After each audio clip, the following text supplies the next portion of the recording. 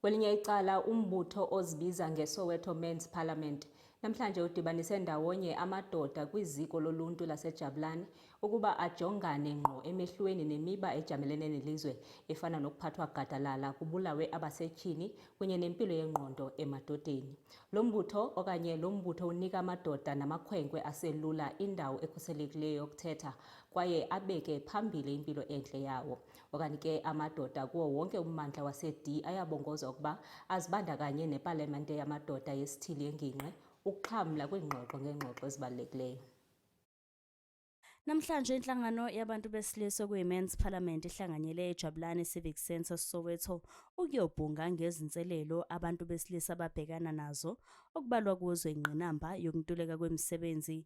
Kanosihlalo walenhlangano uHlubindlu Bekhasini ngalolu daba. We're coming to launch the Soweto Region D Men's Parliament. Actually, we're going to launch the sub-district Men's Parliament in all 7 regions of the city of Johannesburg to create a safe space for men to talk about their issues. Remember, if they are on the Gauteng province, they are not on the ground.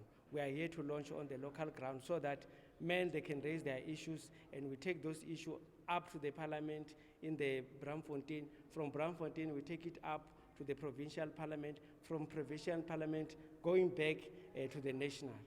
Ubese qinisekisa abantu besilisa ukuthi basebenzisana nezinhlaka ezahlukahlukene okubalwa kuzo nomnyango wezempilo kanye nomnyango wezokuphepha.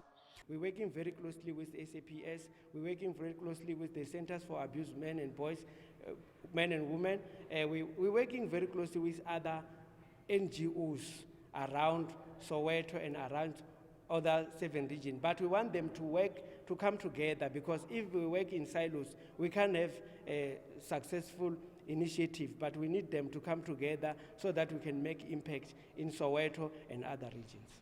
Ukholelwa ukuthi abafana abancane basalele ngaphandle abanakiwe ubese nxusa abazali ukuthi balethe abantwana babo kulenhlangano. Ezindabeni zeSoweto TV, ngingonobuhle wakwaNdlovu ngibika